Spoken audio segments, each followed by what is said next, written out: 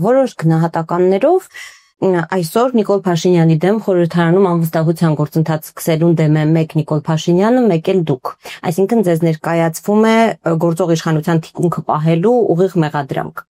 Ինչու եք դեմ իմպիչմենթին։ Իսկ դուք վստահ եք, որ Նիկոլ Փաշինյանը դեմ է։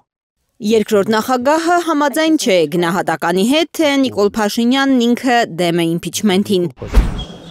Գործընթացը նրա կարծիքով բխում է հենց Փաշինյանի շահերից, որովհետև ի սկզբանե իրատեսական չէ եւ ձախողվելու դեպքում երաշխիք է դառնալու Փաշինյանի համար 6 ամիս հնարավոր չի լինելու նրան անվստահություն հայտնել։ Տեխնացուն 10 օր առաջ ասում եք դա իրատեսական չէ։ Հիմա ես ավելի պրագմատիկ մարդ եւ մտնել մի process-ի մեջ, որը զրոյին ձգտող հաջողության հավանականություն ունի, ինձ համար դա իսկապես հետաքրքիր չի։ Իսկ ում է հետաքրքիր իմպիչմենթի թափ հավաքող գործընթացը։ Օրինակ, կարող մարդ կա, ում համար օրինակ 48 ժամ լիներ վարչապետի տեխնացու, դա կյանքի երազանք։ Ոչ կյանքի երազանքն է, պատկերացնում եք հանկարծ անհայտ, ոչ մեկ տեղը չգիտի, ու դու քննարկումների կենտրոնում ես հայտնում, հարցազրույցներ ես տալիս, ես տաղավարներ են հրավիրում, on-line քո հետ միանում են, դու կարծիք ես ասում, դու դառնում ես ինչ-որ մի այդ պայի համար մի կենտրոնական դեմք։ Ոչ եթե մարդու համար այդ 48 ժամը ուշադրության կենտրոնում լինելը կրկնեմ կյանքի երազանք է, բայց դա չի նշանակում, որ մենք պետք է բան անենք, ֆոն դառնանք կամ դեկորացիա դառնանք այդ երազանքը իրականացնելու համար ինչ-որ մարդկանց։ Վարչապետի նախկին թիմակիցները Հովիկ Աղազարյանն ու Հակոբ Ասլանյանն են Նիկոլ Փաշինյանին պաշտոնանկ անելու գործընթաց սկսել։ Նրանց տեխնացուն Լուսավոր Հայաստան կուսակցության առաջնորդ Էդմոն Մարուքյանն է։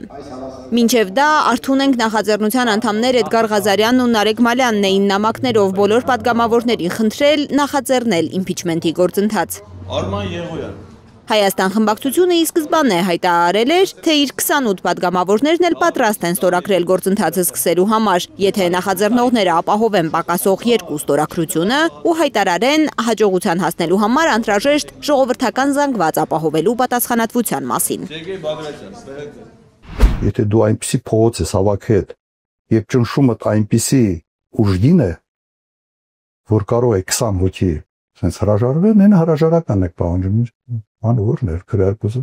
Վարչապետը հրաժարական տալիս, հարցը լուծում ես, իսկ դրա համար պետք է նախահեղափոխական իրավիճակ փոխություն։ Այս փողոցի կոնտրոլը իշխանությունը պետք է կոչվի։ Պատիվ ունեմը, որ ի սկզբանե հայտարարել էր, թե իմպիչմենթն է համարում իշխանափոխության ամենահավանական ճանապարհը, տեխնացու չունի։ Տարօրինակ չի թվում, թե կուսակցությունը, որը երկար տարիներ եղել է իշխող կուսակցություն, տեխնացություն չունի։ Օրինակ իմ մոտ հարց առաջացնում։ Համապատասխան որակներ ունեցող մարդ չունեն, թե չեն ուզում, որովհետև հեռանկարը չեն տեսնում։ Համոզված եմ, որ համապատասխան որակավորում մարդիկ իրենք ունեն իհարկե, հեռանկարը չեն տեսնում, դրա համար տեխնացու չունեն։ Հայաստան դաշինքը ունի վարչապետի տեխնացու։ Ռոբերտ Քոչարյանի խոսքով միայն պատգամավորներից 8-ը կարող են վարչապետ դառնալ անցած ճանապարհով ու փորձով։ Մենք ուղղակի մարդ չունենք, որը 48 ժամվա համար պատրաստան նման քայլի գնալ։ Երկրորդ նախագահը վստահ է, գործընթացի ամբողջ նպատակը իրեն ու իր թիմին թիրախավորելն է։ Ես թիրախավորվելու իմունիտետը արդեն ունեմ, գիտեք քանի տարի։ Շատ երկար տարիների փորձ ունեմ։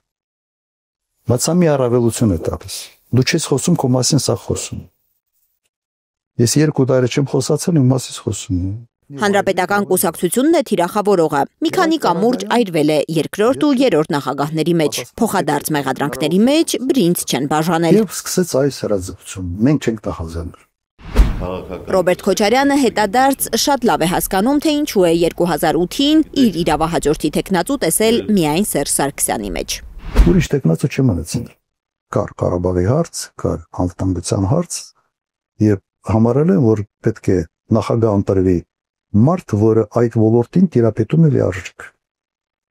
Եվ Սերժ Սարգսյանը տարիներ աշխատած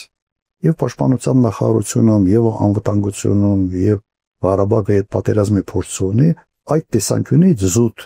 ռացիոնալ ընտրության տեսանկյունից ամեն ինչ ճիշտ որոշում է։ Բայց ես երբեք չեմ իմացել, որ հետագայում չեմ մտածել, որ կարող է հետագայում այսպիսի զարգացումներ լինել։ 2018-ի զարգացումները նկատի ունի Ռոբերտ Քոչարյանը, պատահածը անվանում է իշխանության փոխանցում հեղափոխության վտանգի պայմաններում։ Եթե 2008-ին կարողանար կանխատեսել 2018-ի իրադարձությունները, էլի իրավահաջորդ կհամարեր Սերժ Սարգսյանին։ Եկը մտածեի։ Երբեք մտածեի։ Քոչարյանի համոզմամբ 2018-ի իշխանափոխությունը կարելի էր կանխել։ Էլեկտրիկ Երևանի ակցիաները, ՊՊԾ գնդի գրավումը ցուցիչներ էին, որ երկրի ներսում կուտակված լարվածություն կա։ Տրիգերը եղավ, երբ երրորդ նախագահան ընտրվեց վարչապետ։ Ակնհայտ է, չէ՞, որ տրիգերը դա էր։ Մստի հարց է առաջանում, իսկապես ոնց եղավ, որ դուք չգնահատեցիք իրական լարվածության աստիճանը։ Այդ հարցը կային, ուրեմն չգնահատվեց։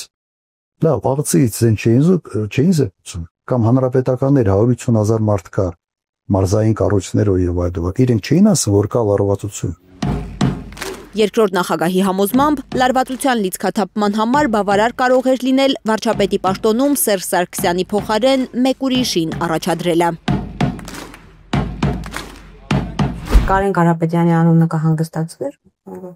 Ես համոզված եմ, որ եթե ընտրվեր հենց սկզբից Կարեն Կարապետյանը, այս պատմությունը չէր լինել։ Հիմա Կարեն Կարապետյանը իրենք ասում են, որ ինքը հրաժարվեց։ Լավ։ Ինքը ընդամենը մի քանի ամսվա հանրապետական էր։ Էլ մարդ չկար, լավ, ինքը հրաժարվեց, ուրիշ մարդ։ Հանրապետական կուսակցության շարքերից հնչող մեղադրանքը, թե իշխանափոխությունը տեղի ունեցավ, որովհետև Ռոբերտ Քոչարյանը չկանգնեց Սերժ Սարգսյանի մեջքին, մինչդեռ հանրապետականը միշտ նրա մեջքին է եղել, երկրորդ նախագահի դեմքին ժպիտ է առաջացնում։ Իրոք այդպիսի բան են։ Ի տարբերություն իրենց, մենք իրեն 10 տարի թիկունք են կանգնել, դրա համար էլ իշխանությունը անսասան եղավ։ Առաջինը այսպես ասենք,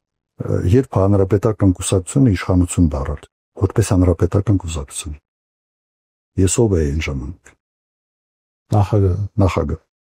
Ով է ում թիկուն կանգնել, ով է ում օգնել կայանա որպես կուսակցություն։ Միաթալը մեծ հարց է։ Իրենք թիկունք չկանգնեն, իրենք չեն լինի, ուրիշները կլինեն։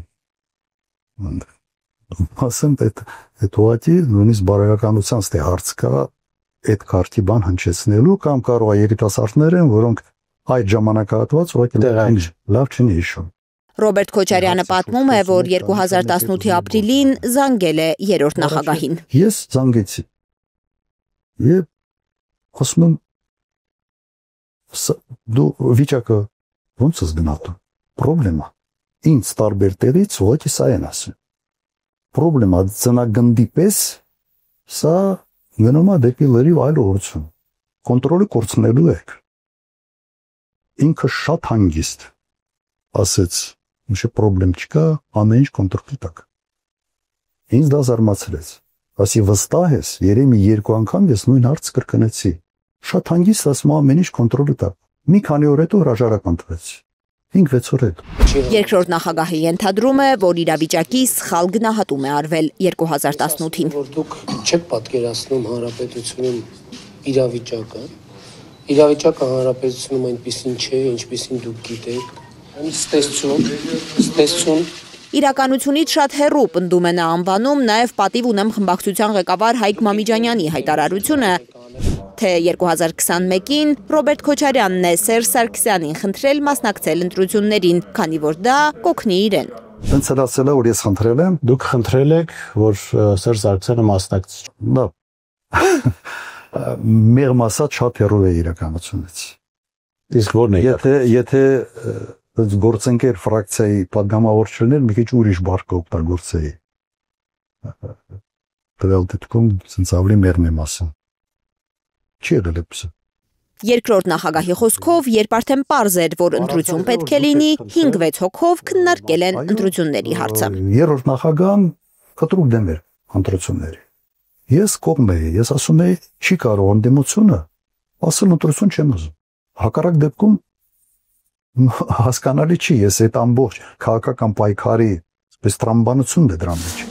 Սերժ Սարգսյանը հայտարարել է, թե նախկին նախագահները իրենց մասնակցությամբ կլեգիտիմացնեն ընտրությունները եւ հստակ դիրքորոշում է հայտնել, որ չի մասնակցելու դրանց։ Մոտ 1 շաբաթ առաջ ես մամուլից իմացա, որ Հանրապետական կուսակցությունը որոշել է մասնակցել։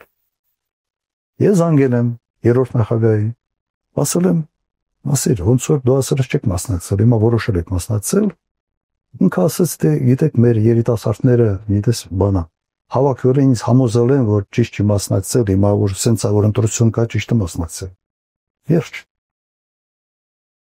Եթե դա խնդրանք է, հակառակ ես զանգեցի, ասի ոնց որ մի բան ես ասել, ուրիշ բան ադառնա։ Տարաձայնությունները բաց թողել են հաղորդակցվելու գոնե 1 դուռ երկրորդ ու երրորդ նախագահների միջև։ Ռոբերտ Քոչարյանը հստակ գիտի, որ 2026-ի ընտրություններին միասնական գնալու գաղափարը իրատեսական չէ։ Մենք երբեք չպետք է այդ ազնական հարաբերությունները թերագնահատել։